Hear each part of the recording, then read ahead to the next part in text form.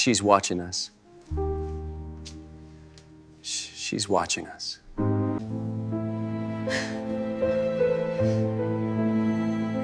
I hate my husband. The camera would love us at least. That's what people always said. Elena smiled politely whenever she heard it, though inside, she felt the weight of the words like glass shards pressed into her skin. Yes, the world adored the image, David. Tall and magnetic, with the sort of easy charm that made strangers trust him in seconds. And her, Elena, polished, gracious, wheelchair gleaming under designer dresses. A couple that made resilience and success look effortless. It was all theater. The flashbulbs at the charity banquet that evening painted them in bursts of white light. Elena's hand rested on David's arm as he guided her across the marble floor, his other hand raised in a wave to the crowd. He leaned close to her ear, his breath warm against her cheek, smile wider. He whispered through clenched teeth, "You look tired."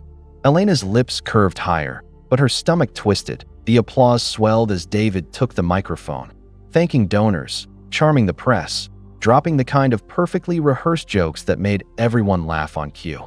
Elena sat beside him at the table, sipping sparkling water, her gaze fixed on the rim of her glass. Every nod, every smile she gave was calculated.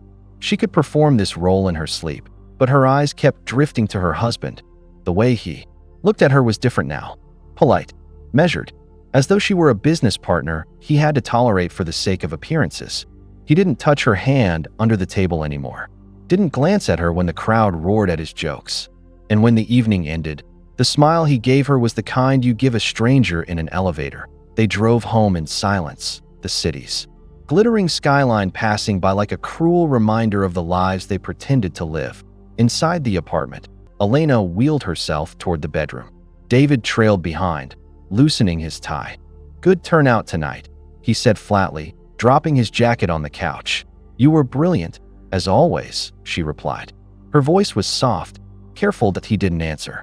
He disappeared into the kitchen, the clink of a whiskey bottle breaking the silence. Elena sat by the window, her hands resting in her lap. She watched him pour himself a drink, his shoulders tense, his movements sharp. Once, he used to sit with her after these events, recounting funny moments, telling her which guest had too much champagne. They used to laugh. She used to feel chosen. Now, there was only the scrape of glass against wood and the sound of him sighing as though her presence were a burden. "David," she said finally. Her voice was barely above a whisper. He looked up, annoyed. "What? You've been coming home late a lot. After work. After meetings." His eyes narrowed. And, she hesitated, her throat tight. "You don't talk to me anymore." For a flicker of a second, something vulnerable crossed his face. Guilt? Anger? She couldn't tell. Then it was gone. "You always read too much into things," he muttered, downing his drink. "You sit here all day with your thoughts and turn everything into some grand tragedy." The words hit like a slap that Elena's fingers dug into her armrest. "I'm not making this up. I feel it, David. You're different with me." He scoffed. "Different? I've been carrying this family on my back while you sit there, doing what? Planning charity events and looking pretty for the cameras?" Her chest tightened. She swallowed hard, keeping her voice even. "Do you really think that's all I do? That my life is just sitting here, waiting for you to come home?" The silence between them was suffocating. David looked at her the way you look at a broken object you're tired of fixing. "You're exhausting, Elena." And with that, he walked out of the room, leaving the door half closed. Elena sat there for a long time, staring at the space where he had stood. Her reflection in the glass window stared back, elegant, composed, yet hollow-eyed. She hated the way the world saw her as strong, inspirational, unshakable. Inside, she felt like paper crumbling under the weight of his indifference. That night, long after David had gone to bed, she wheeled herself into the living room. She sat in the dark, the city lights flickering below. She replayed his words, exhausting, over and over until they carved themselves into her chest. Her mind drifted back to the accident that had changed everything. The crash, the surgeries, the long road of recovery. David had been there. Then, holding her hand, swearing that nothing about her mattered more than her spirit. She had believed him. She had built her life around that belief. Now, she wasn't so sure. Her phone buzzed on the coffee table. A text from him, "Meeting tomorrow. Don't wait up," but it was 1:27 a.m. What meeting could there possibly be at that hour? She stared at the message until the screen went dark. For the first time in years, Elena let herself cry. Not the elegant tears she allowed in public, not the dignified kind that drew sympathy. These were raw, ugly sobs, the kind that racked her body until she could barely breathe. She pressed her fist to her mouth, terrified David would hear, even though he never came to check anymore. Between the sobs, a thought began to form. Quiet, sharp, insistent. Something was wrong, and she was going to find out what. The next morning, Elena put on her usual mask. A silk blouse, pearl earrings, a faint touch of blush to hide the swollen eyes. She prepared breakfast, waiting for David to emerge from the bedroom. He came out in a rush, tie crooked, phone glued to his ear. "Yes, I'll be there at 9, he said, ignoring her.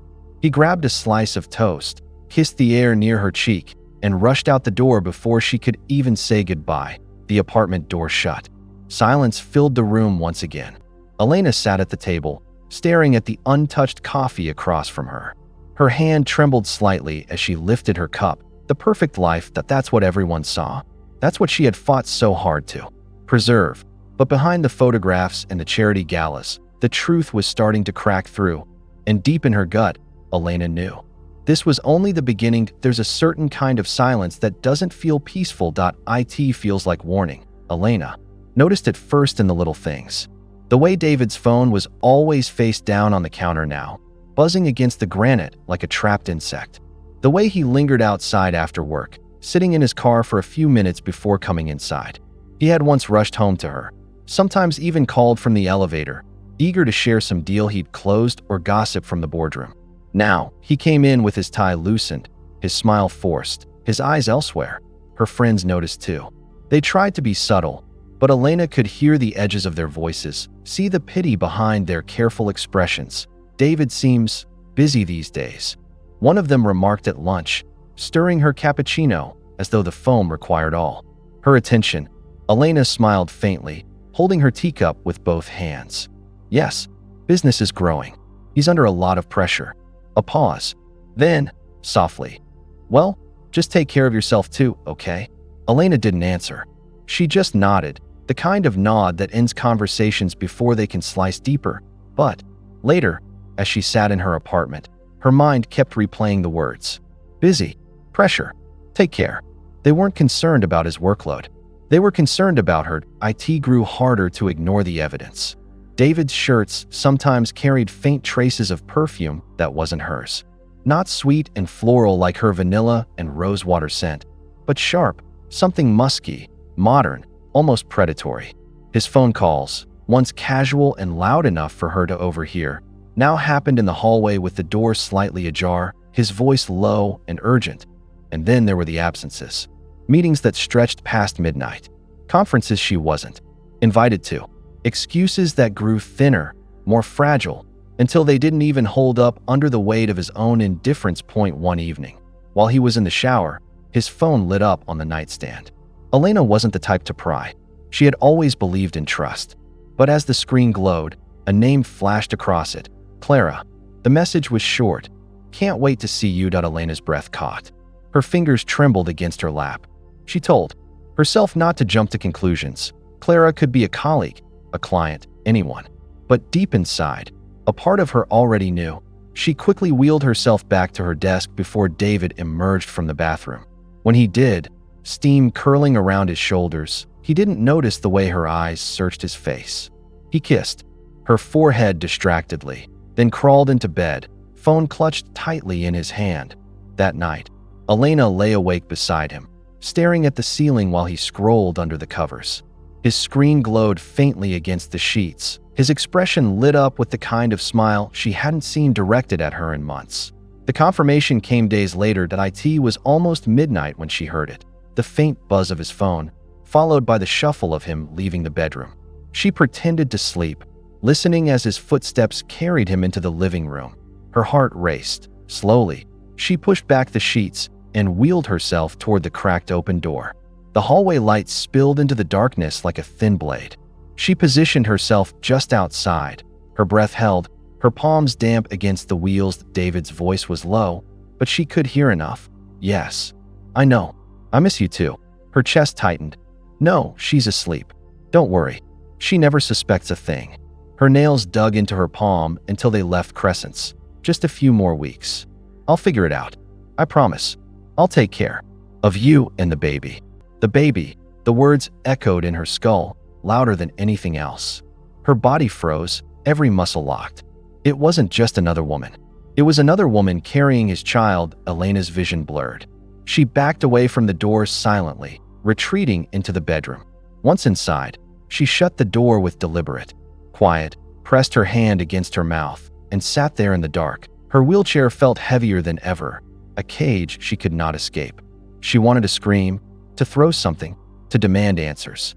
But she couldn't, not yet. She knew David. If she confronted him without proof, he'd twist her words, make her feel crazy, fragile, broken. So instead, she let the tears fall silently, soaking into her pillow. The next morning, David behaved as though nothing had happened. He kissed her cheek before leaving for work, muttering something about a client breakfast. His cologne lingered in the doorway long after he was gone. Elena sat alone at the kitchen table, staring at the empty seat across from her. She thought of the years she had spent fighting to rebuild her life after the accident, the countless hours of physical therapy, the humiliation of strangers' stares when she first returned to public life, the way David had once sworn he would never leave her side, no matter how hard it got. And now, this, her disability made her world smaller, the options fewer. She couldn't just walk out the door, couldn't disappear to a friend's house, or storm away to a hotel. Independence was harder for her, mobility limited. And David knew that. Perhaps he was counting on it. But Elena also knew something else, something David had forgotten. She had survived worse. She had clawed her way out of pain before, and she could do it again. Her hands steadied as she wiped her face with a tissue. She wheeled herself to her desk, pulled out a notebook, and began to write. Dates, times, suspicions. The phone call, the perfume, the name Clara. Her mind was a storm, but her pen was steady. When she was done, she closed the notebook and pressed her hand flat against its covered, and no more pretending. She would uncover the truth. She would not let him destroy her with secrets whispered in the dark, and whatever it cost her, dignity, tears, sleepless nights. She would make sure David's betrayal would not remain hidden, because if he had underestimated her strength, then he had already made his first mistake. That night, when David came home late once again, Elena greeted him with her usual gentle smile. Long day? She asked, her voice calmed. He loosened his tie, avoiding her gaze. The usual. Meetings. Elena nodded, concealing the fire that now smoldered quietly in her chest. Of course, she said softly, pushing her chair back from the table. I'll wait up for you next time. David looked at her briefly, suspicion flickering in his eyes, then shrugged. No need.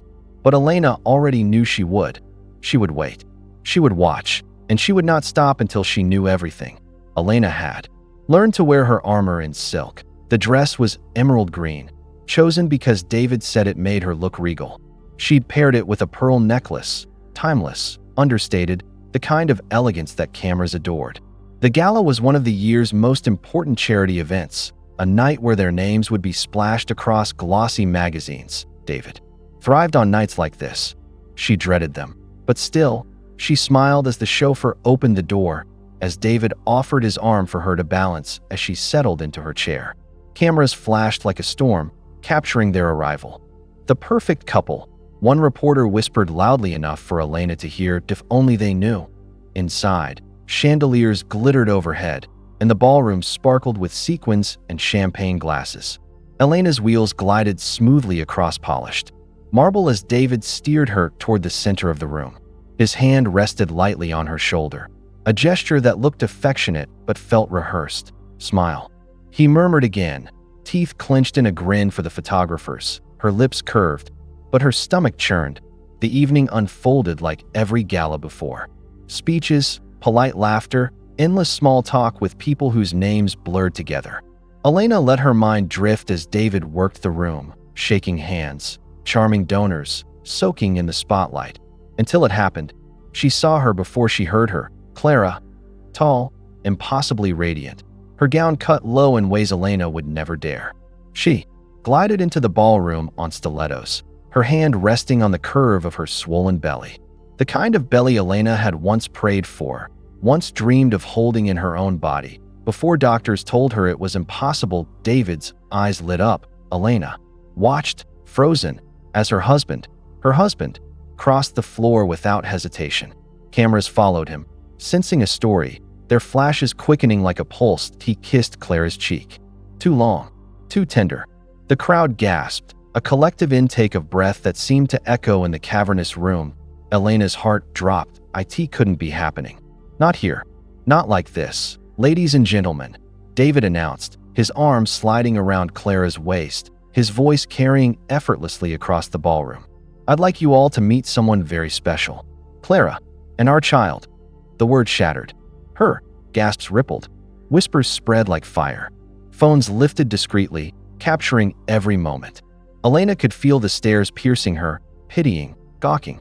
Disabled wife in the shadows, fertile mistress in the spotlight. She wanted to vanish, to sink into the marble and disappear, but she couldn't move. Her hands gripped the wheels of her chair so tightly her knuckles turned white. The edges of her vision blurred, her ears buzzing with blood. Somewhere far away, she heard laughter. Applause, someone toasting. And then someone said it, the poor wife. The words were like acid poured into an open wound.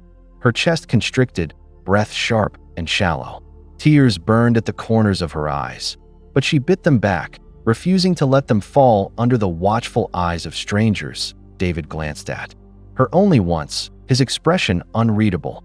Cold, almost smug. Clara smiled sweetly, her hand resting protectively over her belly, basking in the attention. Cameras flashed, the image searing itself into the world. The powerful man, the glowing mistress, the forgotten wife. Elena's humiliation was complete. Later, she found herself in the ladies' lounge, though she didn't remember wheeling herself. There, the room was quiet, gilded mirrors reflecting a version of her she barely recognized. Mascara smudged, lipstick faded, pearls crooked. Her chest rose and fell in ragged breaths. She pressed her hands over her face, choking on a sob. Her body shook violently, grief mixing with rage until she could barely tell them apart. She remembered the way people had looked at her, the way pity had curdled into gossip.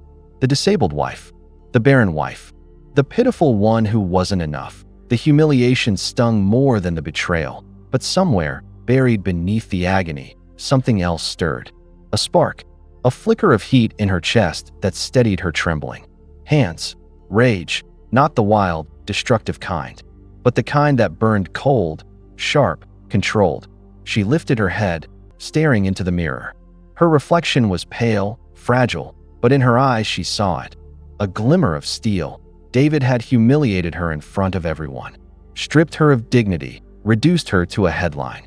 But he had also underestimated her, and that was his mistake. She would not let this be her ending. To be why the next morning, her humiliation had already gone viral. Tabloids splashed with photos of David and Clara, all smiles, their future painted in glossy spreads. Elena appeared in the background of many shots, her face blurred by flashes, her posture stiff. Pitiful wife blindsided by husband's public announcement. Power couple no more. David chooses love over obligation. Disabled wife watches as mistress revealed at gala. The headlines twisted like knives. Elena scrolled through them with numb hands, each word a new cut. She imagined the whispers among neighbors, the texts exchanged between so-called friends. She was no longer Elena, no longer herself.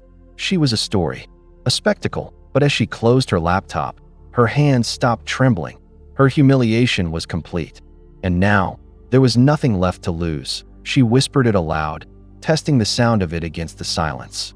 I will make him pay. The words steadied her. She didn't yet know how. She didn't yet know when. But she knew this. David had written the first act of her downfall. She would write the rest. The apartment was too quiet, the kind of quiet that didn't soothe, but pressed down on her chest like a weight.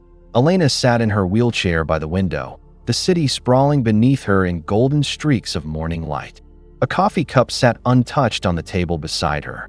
She hadn't slept. She hadn't eaten.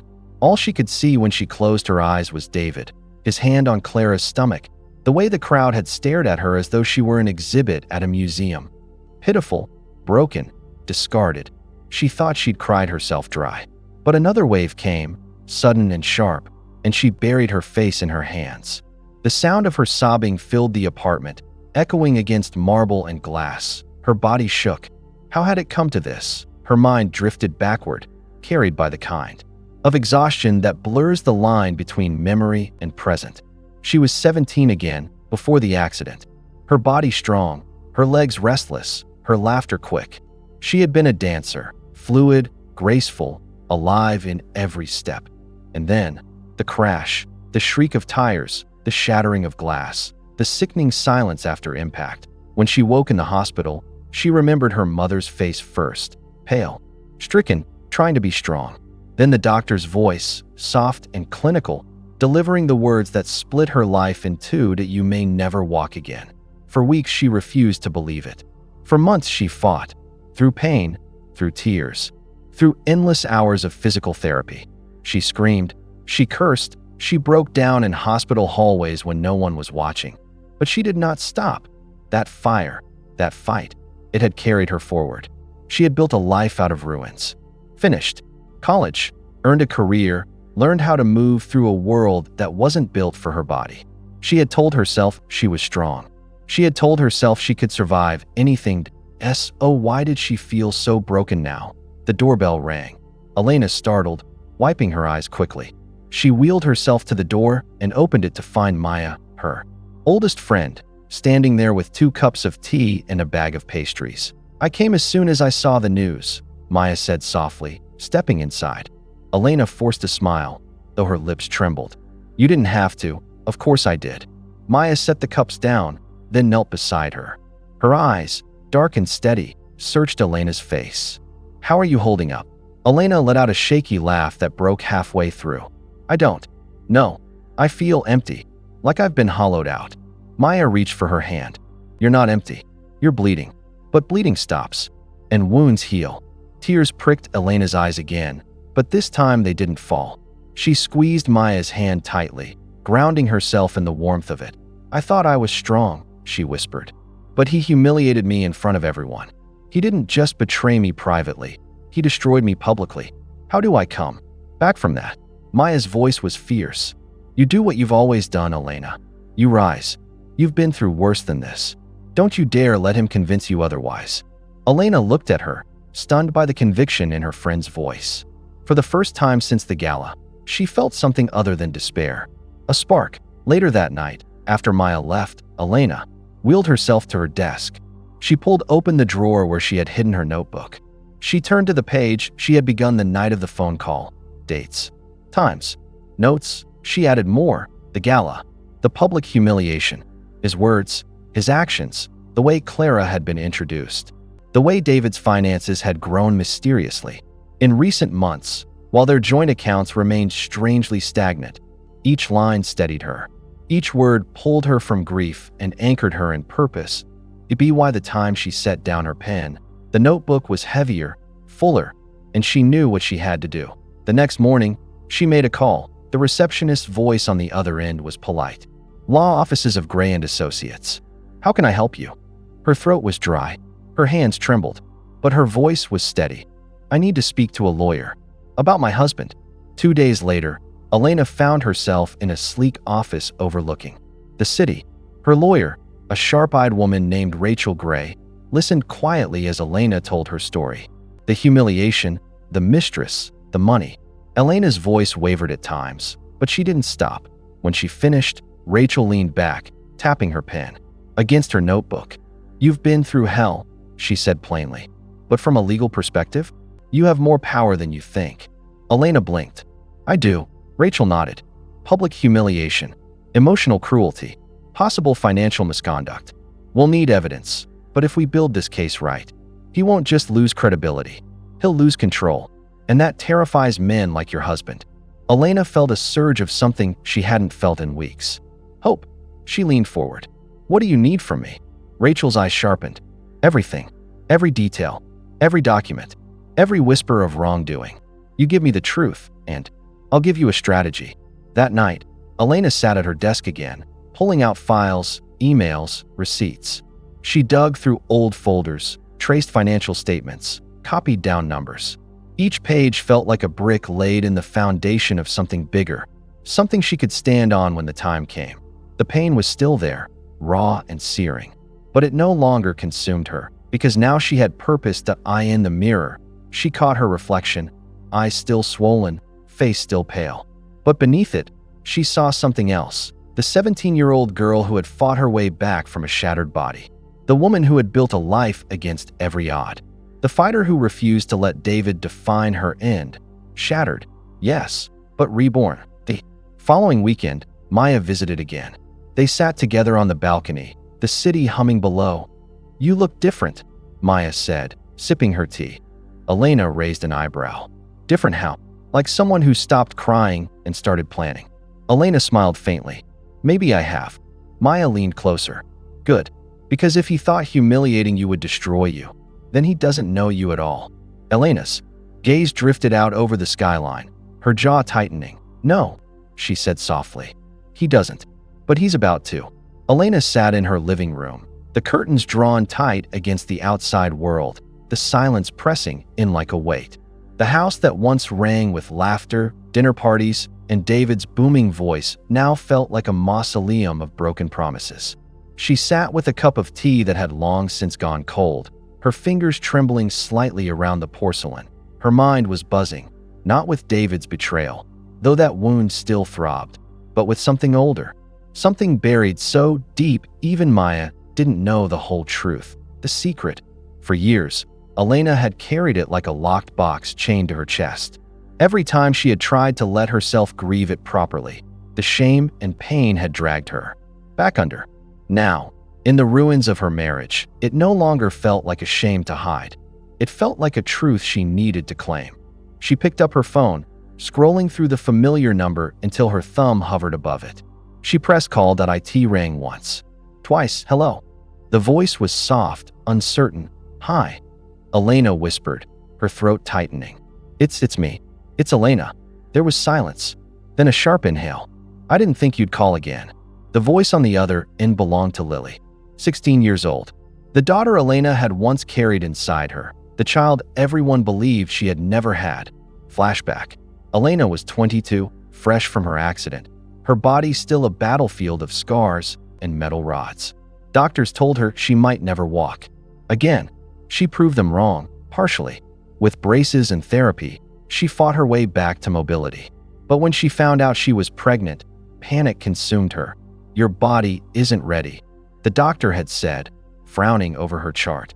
"There are risks. To you, and to the baby." David wasn't in the picture then, just a college boyfriend who vanished when things got hard. Her parents were terrified.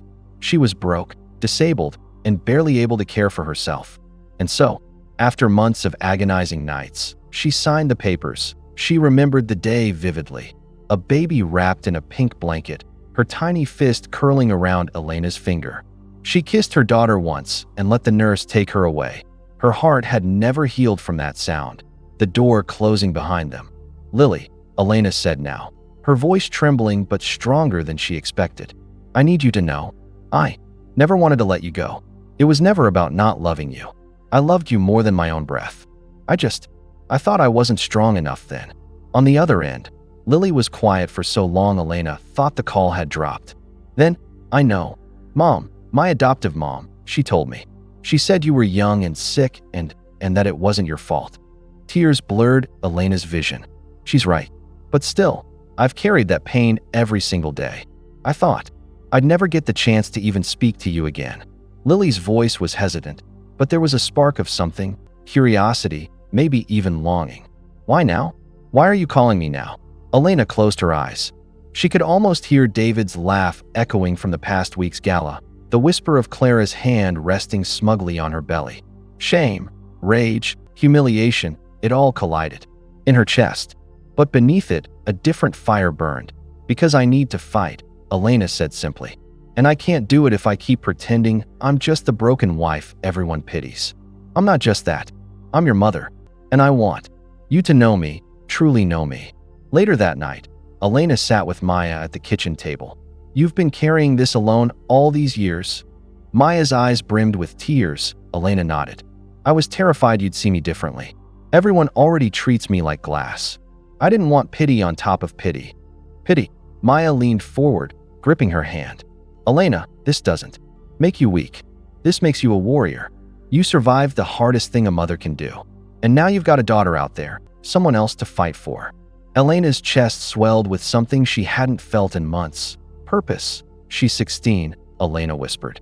"Bright, strong. She sounds like everything I dreamed she'd be." And Maya, when I heard her voice, Elena's own cracked. For the first time since David's betrayal, I felt like I wasn't just surviving. I felt like I had something worth rising for.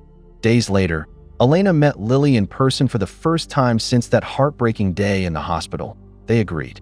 On a quiet cafe outside the city, one without paparazzi, without anyone who knew their names. Elena arrived early, her hands trembling as she adjusted her blazer, the one that made her feel strongest. She watched the door like a hawk. Then she saw her, a tall, dark-haired girl with eyes that mirrored her own. Lily hesitated at the door, scanning the cafe until their eyes met. "Elena?" she asked, her voice so small it broke something inside. "Elena, Lily." They sat across from each other, and at first, words failed. Elena could only drink in the sight of her, alive, thriving, beautiful.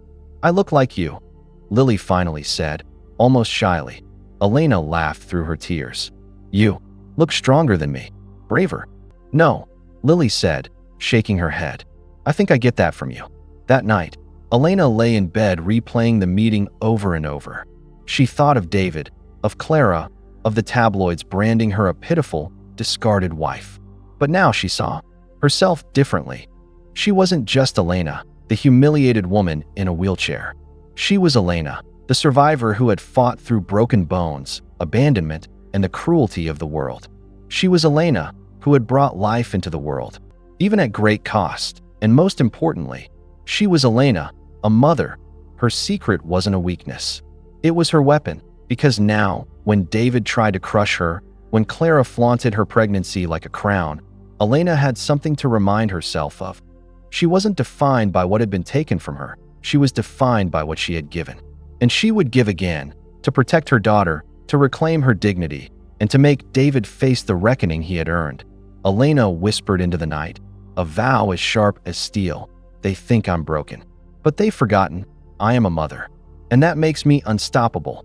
Clara's heels clicked against the marble floor of the penthouse lobby, echoing like an announcement of her arrival. She had dressed for victory, sleek black dress hugging. Her new curves, the unmistakable swell of pregnancy showcased like a trophy. Heads turned, whispers followed her ascent in the elevator, and she relished every second. For the first time, she wasn't in Elena's shadow. She was David's chosen woman, his future, his family. The elevator doors opened directly into the penthouse. David's assistant gave her a quick glance before pretending to be busy with emails. Clara didn't mind. She knew the staff judged, but in her mind, judgment was for losers who didn't win. "David?" she called. Stepping inside, he emerged. From his study, phone pressed to his ear, face lit with the easy charm that had once seduced her. But as his eyes met hers, the smile faltered. He didn't rush over, didn't kiss her belly like she wanted. He finished the call and tucked his phone away. "You're early," he said flatly. Clara bristled. "I thought you'd be happy to see me. I'm in the middle of a deal." He moved past her, pouring himself a drink without offering her one. "Timing is everything, Clara. You'll need to learn that if you're going to stand beside me." Beside me. The words filled her like champagne bubbles. She imagined future galas where Elena would be nothing but a ghostly footnote while she, Clara, would reign on David's arm. But before the dream could settle, reality struck. His voice had carried no warmth, no admiration, just control. She forced a smile. "I went to see her today." David's glass paused midair. "Her? Elena?" Clara leaned against the counter, savoring his sudden tension. She looked pathetic. Alone, broken. I almost felt sorry for her. Almost. "I told her you were mine now." His jaw tightened. "You did what?" "Don't act like you don't enjoy it," she teased. "You wanted her humiliated. I'm just helping finish the job." For a moment, she thought he might smile, but instead, his eyes darkened. "Stay out of things you don't understand, Clara. Elena is not your concern." Her laugh was sharp. "Not my concern. She's your crippled little wife." The glass slammed down so hard liquor splashed across the counter. "Watch your mouth." His voice was low, dangerous. Clara froze. She had never seen that edge before. "I left her for you," she whispered, suddenly uncertain. "Doesn't that mean something?" "It means you should remember your place." The words cut, sharper than Elena's glares ever had. Clara's fantasy wavered. The next afternoon, Clara couldn't resist twisting the knife further. She drove to Elena's townhouse, dressed in designer silk, her belly outlined like proof of conquest. When Elena opened the door, Clara smiled. Sweetly, "Hello, darling." Elena stared at her, leaning against the doorframe with her cane. Her face was pale, but her eyes burned with quiet steel. "What do you want?" Elena's voice was clipped. Clara brushed past her, uninvited. "I thought you'd like to see what a real wife looks like. David chose me because I can give him something you never could." She patted her belly, savoring the cruelty. Elena closed the door slowly, her knuckles white. "You think this is about a child?" "Of course it is," Clara said, circling the living room like a cat. "He was bored with your tragedy. He wanted someone alive, someone desirable. He wanted a future." Elena's lips trembled, but her voice was steady. "He wanted control, and you handed it to him on a silver platter." Clara laughed. "Jealousy doesn't suit you." But something about Elena's calm unsettled her. There was no begging, no weeping, just a quiet certainty, as if Elena knew something Clara didn't. "Enjoy your moment," Elena said softly. "It won't last." Clara scoffed and left, but unease gnawed at her the whole drive home. 2 weeks later, the cracks widened. Clara had expected David to shower her with devotion, to treat her like the queen she'd been promised. Instead, his attention wavered. He barked orders, corrected her speech at dinners, criticized the way she dressed. One night, when she complained of feeling exhausted, he sneered. "Pregnancy isn't an illness. Stop acting weak." Her hand flew protectively to her stomach. "I'm carrying your child, and you'll carry it with dignity." He snapped. She swallowed her anger, telling herself it was stress. But as days turned to weeks, she began to see a side of him she couldn't excuse. He was charming in public, cruel in private, always one step away from erupting. One evening, she found herself crying in the bathroom, mascara smudged down her cheeks. She stared at her reflection, realizing the cage she'd willingly stepped into. She had mocked Elena for being trapped, but now she understood. Meanwhile, Elena's plan unfolded quietly in her townhouse. She sat with Maya, spreading documents. Across the kitchen table, bank statements, emails, credit card bills. "He's been hiding money offshore," Maya whispered, her eyes wide. Elena nodded. "And using company funds for Clara. Apartments, jewelry, medical bills. Everything." Her lawyer, a sharp-eyed woman named Harper, leaned forward. "This isn't just infidelity. This is fraud. If we play this right, David won't just lose his reputation. He'll face prison." Elena's hands shook as she signed a document. But it wasn't fear this time. It was power returning, piece by piece. The storm gathered quietly. Clara, unknowingly, had become another pawn in Elena's pursuit of justice. The receipts, the transfers, the medical expenses in her name, all tied Clara to David's empire of deceit. And when the truth surfaced, Clara would realize she had been used just as much as she had used Elena. One night, Clara confronted David again. "I'm not your doll, David. I left everything for you." He didn't even look up from his laptop. "Then maybe you should remember why. I thought you loved me." Her voice cracked. Finally, he raised his eyes, cold and hard. "Love is for the weak. I chose you because you served a purpose. Don't confuse that with affection." Clara's chest constricted. For the first time, she saw the man behind the charm, and it terrified her. She left the room silently, her victory hollow, her triumph crumbling. Across the city, Elena closed her notebook after another long night of documentation. Her body still ached from years of struggle, but her spirit no longer felt broken. She glanced at the photo of her teenage daughter, the secret that had reignited her fight. She whispered to herself, almost like a prayer, "You thought you destroyed me, David, but you built the woman who will bring you down." The night pressed close around her, heavy with silence. But for the first time in months, Elena didn't feel alone. She felt ready. The courthouse was colder than Elena expected, a cavernous building with marble floors that echoed every hesitant sound. She gripped the handles of her wheelchair tightly, her palms slick with sweat. The air smelled faintly of disinfectant and old wood polish, a mix that made her stomach churn. This isn't just a trial, she reminded herself. This is my battlefield, my chance to rise from the ashes they buried me in. David entered with his usual swagger. His suit was a tailored navy, his tie perfectly knotted. He walked like he owned the very ground he stepped on, nodding to acquaintances in the gallery. Behind him, Clara followed like a shadow, her hand resting on her pregnant belly, eyes glittering. With smug defiance, Elena's heart hammered. Clara gave her a look, sharp, mocking, victorious. Elena lowered her gaze, but not in surrender. She was learning to master the art of hiding her fire until the perfect moment to strike. Her lawyer, Marianne Doyle, touched her shoulder gently. "Breathe," she whispered. "Let him underestimate you. That's our greatest weapon." Elena nodded. The bailiff called order, and the trial began. David's attorney, Gregory Flint, rose first. He was a tall man with silver hair and a voice that oozed authority. He adjusted his cufflinks as though even his sleeves deserved to be intimidating. "Ladies and gentlemen of the jury," he began, pacing slowly. "This case is not about betrayal or hurt feelings. It's about practicality. Mr. David Whitmore is a successful entrepreneur, a man who built a company from the ground up. He has supported his wife, Elena, through her disability with grace, compassion, and financial generosity. Unfortunately, Elena, struggling with personal insecurities, has chosen to turn this into a vendetta." The words landed like acid on Elena's skin. "She is, tragically, fragile," Flint continued. "And while we respect her condition, we must face the truth. She is unfit to manage the significant assets of their estate. Her accusations of abuse and fraud, they're exaggerations. Stories spun by a woman consumed by bitterness asterisk over her husband finding happiness elsewhere." A murmur rippled through the courtroom.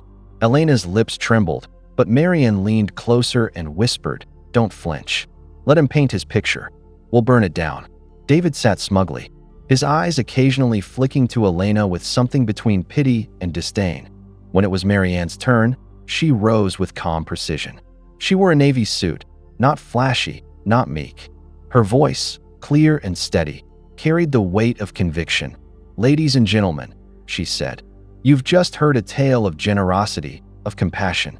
But what you haven't heard is the truth. The truth of what it means to be humiliated in public by the man who vowed to love and protect you. The truth of financial records manipulated, joint accounts emptied, properties transferred into the name of a mistress, all while Elena was kept in the dark." Marianne turned toward Elena, her hand gesturing with a subtle reverence. "Elena Whitmore is not bitter. She is not fragile. She is resilient. She has endured an accident that altered her body, yes, but not her spirit. What she cannot walk away from physically, she will face with courage in this courtroom. And by the time we're done, you'll see David Whitmore not as a devoted husband, but as a man who thought his wife's disability would keep her silent forever." The jury leaned in. Even the judge's brow furrowed slightly. Intrigued, David shifted in his seat.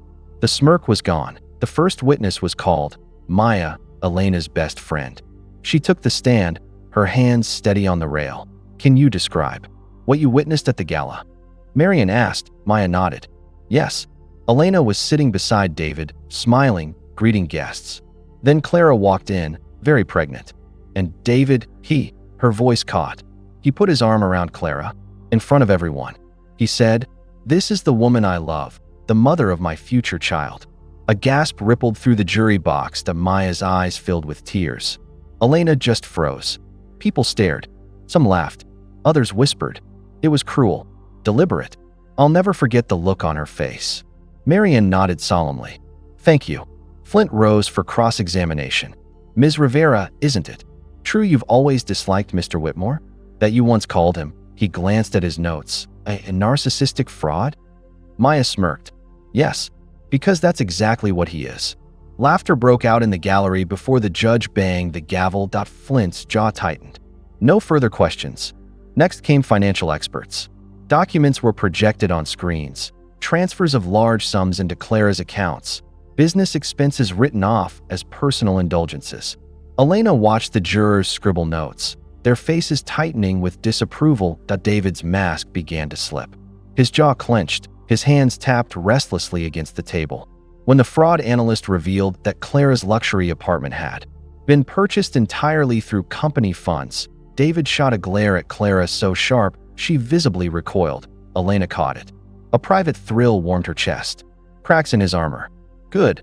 But the hardest moment came when Elena herself had to testify. The bailiff swore her in, and Marianne guided her to the stand. The wooden rail was cold beneath her palms. Elena, Marianne began gently. Can you tell the court what this marriage has been like for you? Elena swallowed hard. Her voice trembled at first. I thought we were partners. After my accident, David told me I was still beautiful, still worthy, and I believed him. But little by little, I noticed changes. Late nights, phone calls in the dark, a distance in his eyes. Her throat tightened. She forced herself onward. At the gala, when he humiliated me in front of everyone, I wanted to disappear. But I couldn't. I can't run away like others might. My body doesn't let me. And he knew that. He counted on that. Her gaze lifted, locking onto David's. But he underestimated me. The room seemed to hold its breath. Marianne stepped closer. And why are you here, Elena? Tears burned, but her voice steadied. Because I won't be silenced.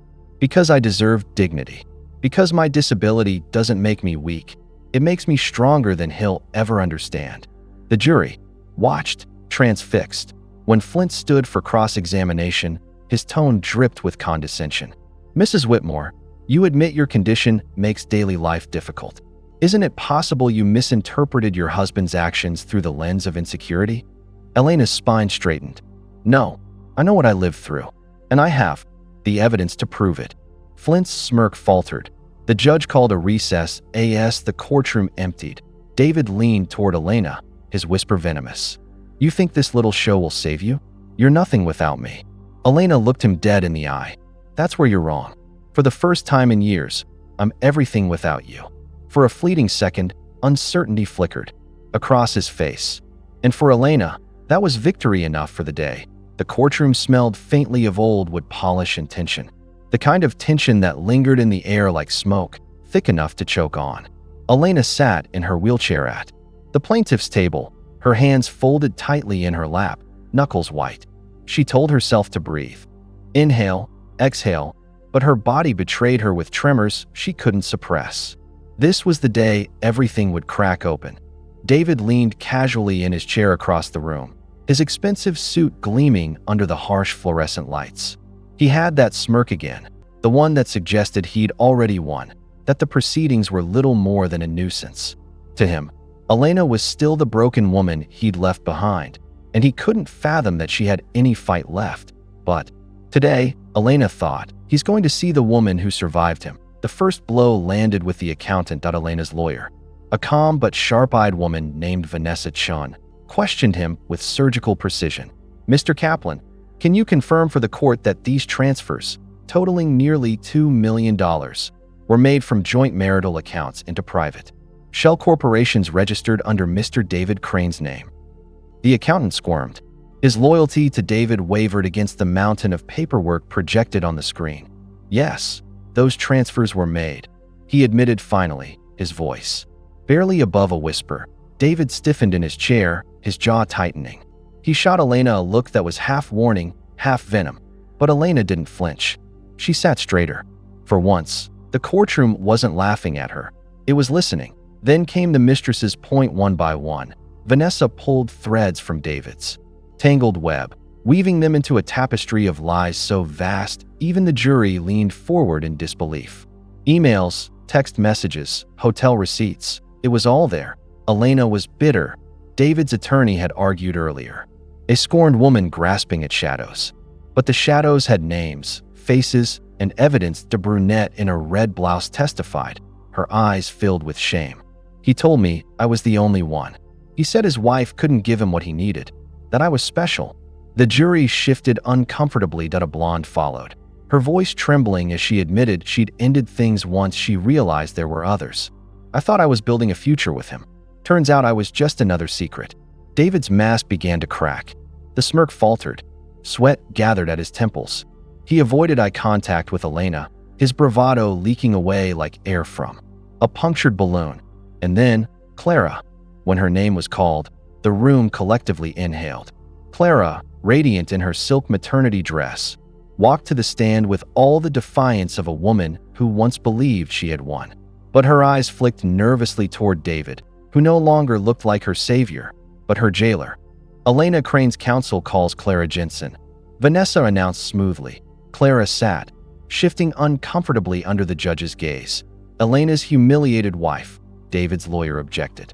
What relevance? Relevance. Vanessa cut in. Is that Ms. Jensen is also a victim of Mr. Crane's deceit. The judge raised an eyebrow. Proceed. Vanessa's questions were gentle at first. Ms. Jensen, did Mr. Crane ever make promises to you about marriage, security, or a future together? Clara's lips tightened. Her pride battled her pain. Finally, she exhaled. Yes, he promised me everything he once promised her.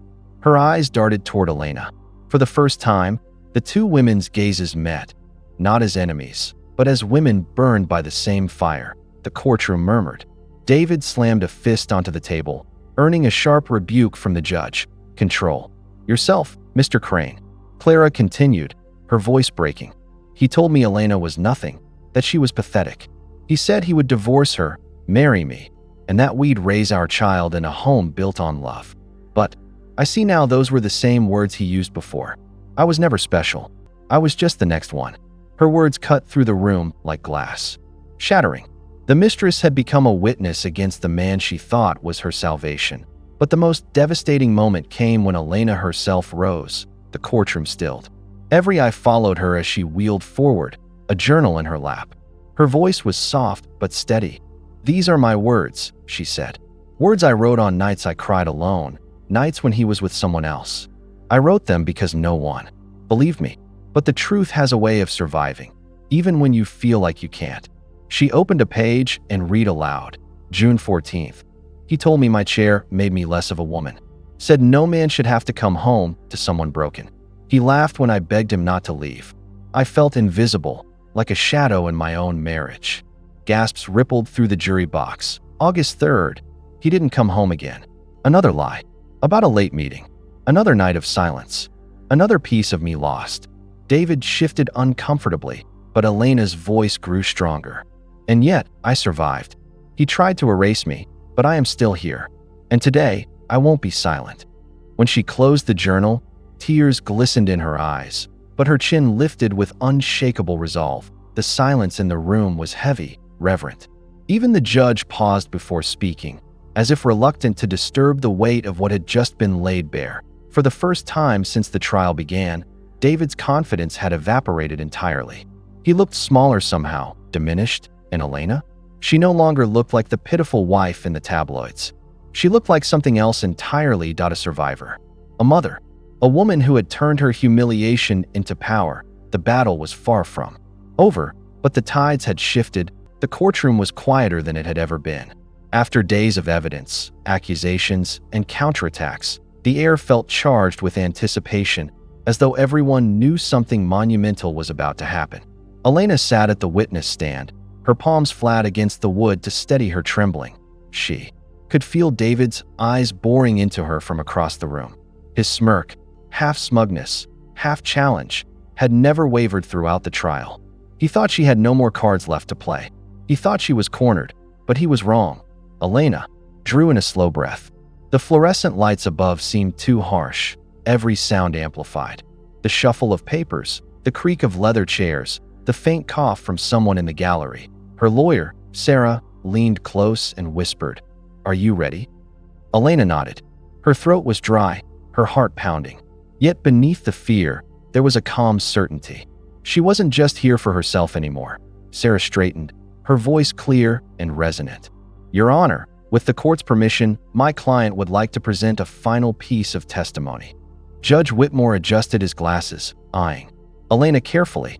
"Proceed." The courtroom leaned forward as Sarah gestured to the side door.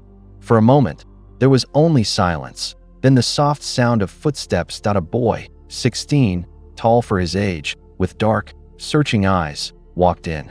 His nervousness was palpable, but his resemblance to Elena was undeniable. He carried himself with quiet dignity, shoulders squared as though aware of the gravity of the moment. Gasps rippled through the gallery. A few reporters scrambled to take notes faster, cameras clicking furiously from the press section. David's smirk faltered for the first time in weeks. Elena's chest tightened. My son. For years she had carried the weight of his absence, the shame of having made the hardest choice of her life. After her accident, after the endless hospitalizations, she hadn't been able to care for him. And so she had let him go, believing it was the only way to give him a chance. Now here he was, living proof of her sacrifice and her strength. Sarah's voice softened. Elena, would you tell the court who this is? Elena swallowed, blinking back tears. Her voice wavered but grew steadier with each word. This is Daniel, my son. A stunned silence followed. David surged forward, face flushed. What? His voice cracked through the stillness like a whip. This is ridiculous. Your Honor, she never. Judge Whitmore banged his gavel once, silencing him. Mr. Callahan, sit down. You will wait your turn. Elena turned her gaze directly at David. For years she had cowered under that glare, that dismissive tone. Not anymore. Her voice rang clear. You always painted me as weak, David. As incomplete. You humiliated me, told everyone I couldn't be a real wife, a real woman, a real mother. But you were wrong. I gave birth to a son. I made the hardest sacrifice a mother can make. And I carried that secret, not out of shame, but out of love. I wanted him to have the life I couldn't give at the time. A murmur swept through the courtroom. Even the jury, who had tried to keep their expressions neutral throughout the trial, looked visibly moved. Elena continued, her words steady now, every syllable a hammer driving home the truth. You tried to strip me of my dignity. You flaunted your mistress, her pregnancy, as if motherhood was something I could never know. But I am a mother, and I will never again let you or anyone else tell me I am less. Her lawyer placed a hand gently on her arm, letting her pause as the weight of her testimony sank in. Daniel shifted nervously, then glanced at the judge.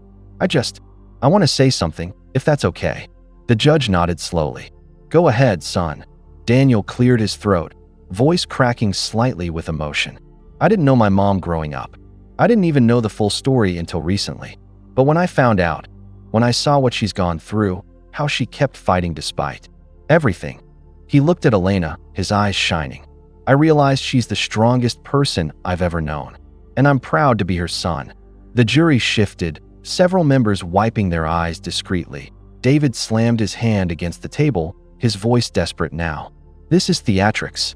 None of this proves anything about the case. She's just trying to play for sympathy, but no one was listening to him anymore. The tide had shifted. Elena sat taller, her spine straight despite the pain she always carried in her body. She looked at the jury, her eyes locking with theirs one by one. I didn't come here for pity. I came here for truth. For years, I let myself believe his version of me, that I was broken, powerless. But the truth is, I survived things he could never endure. I bore a child. I lost him. And now I stand here, not just as his wife, not just as his victim, but as a mother. And I will not let this man erase me. The judge leaned forward, his normally stoic expression softened, almost paternal. Thank you, Mrs. Callahan. The court acknowledges your testimony. David slumped back in his chair, his face pale and furious. The courtroom buzzed with whispered commentary, reporters already typing feverishly, sensing the headline moment of the trial. Elena reached for Daniel's hand as he stepped closer. Their fingers intertwined, a simple gesture that spoke volumes. Connection, strength, the unbreakable bond of family rediscovered. For the first time since the trial began, Elena felt whole. Not because she had exposed David, not because the jury was swayed, but because she had reclaimed her truth. She wasn't a victim paraded for pity. She was a woman who had fought through humiliation, betrayal, and loss, and emerged with her head held high as the gavel struck to call recess. Elena closed her eyes briefly, allowing herself one quiet thought. This is my stand, and I will not fall. The air inside the courtroom was heavy, so thick with expectation that even the rustle of papers sounded intrusive. Elena sat at the plaintiff's table, her hands folded carefully in front of her, the slight tremor in her fingers hidden. By her calm posture, she had learned to master stillness. It was the armor she wore against David's contempt, the same contempt that had once lived in her home and bed, now displayed in his smirk across the room. David leaned back in his chair, an expensive suit, draped carelessly across his frame, as though he were at a business meeting and not standing trial for the ruin he had caused. He whispered something to his attorney, lips curled in the confidence of a man convinced he would always win. The judge re-entered. The room hushed instantly. Jurors avoided glances, already holding the weight of their decision like a stone in their throats. Elena's lawyer, Patel, gave her a brief nod, subtle, steadying. Elena Ruiz versus David Stone. The judge began, voice steady, neutral. We have reached a verdict. Elena's breath slowed. Not shallow, not panicked. Just slow, deliberate. For once, she wanted to hear the truth out loud. The foreman rose, paper trembling in his hand. In the matter of financial fraud, the jury finds the defendant, David Stone, guilty. A ripple went through the courtroom. David's jaw twitched, his fingers flexing against the table. In the matter of emotional abuse, corroborated by evidence and testimony, the jury finds for the plaintiff. Elena's heart pounded, but she didn't let it show. She sat straighter, watching David's arrogance falter, his eyes darting briefly, first toward her, then toward the empty seat where Clara had once loyally sat. She wasn't here today. She hadn't been since her testimony, since the lies that David had whispered to her were laid bare under oath. Clara had chosen survival, and in the matter of custodial rights, the foreman continued. The court awards sole guardianship of the unborn child to the mother, Clara Jensen, with no visitation or parental rights granted to David Stone. David snapped upright. What? His voice cracked, breaking the hush like glass shattering. That child is mine. Order. The judge thundered, slamming the gavel. The sound reverberated like a closing door that David's attorney tugged at. His sleeve, whispering frantically, but David wasn't listening. His fury filled the room. You can't take my child from me. You can't take. The gavel came down again. Mr. Stone, you will be silent or you will be removed. For the first time, David fell quiet, not by choice, but because there was nothing left for him to grasp. His empire of deceit had collapsed, and the silence pressed against him like a cage. The judge turned toward Elena. Mrs. Ruiz, the court recognizes your courage in bringing this case forward despite significant personal challenges. You have reminded this court, and perhaps many watching, that dignity is not diminished by circumstance. Justice has spoken. It was rare for a judge to deviate from script. The words landed in Elena's chest like a bomb she hadn't known she needed. Beside her, Patel whispered, "We did it." But Elena knew it wasn't just Patel, or the jury, or even the evidence. It was every sleepless night, every page of her journal, every humiliating silence she had endured. And now, at last, silence belonged to David. He was left speechless, his mouth open as if searching for words that would not come. Elena stood carefully, leaning on her cane, her movements deliberate and unhurried. The courtroom watched her rise, not the broken wife, not the pitiful figure the tabloids had once painted, but a woman who had survived the fire and walked through it stronger. As she turned to leave, her eyes briefly met David's. His fury was molten, but beneath it she saw something rawer, fear. He had lost. Not just money, not just power, but control. Elena didn't look away. For the first time in years, she didn't flinch beneath his gaze. Maya was waiting just outside the courtroom doors, tears brimming. "You did it," she whispered, wrapping Elena in a careful embrace. "You finally did it." Elena exhaled, the kind of breath that comes after holding one's lungs hostage for too long. "No," she said softly. "We did it." Her teenage daughter, her secret, her salvation, stood a few steps away, watching with wide, cautious eyes. The world had only just been introduced to her in court, but for Elena, she had been the silent reason behind every step of this fight. Elena opened her arms.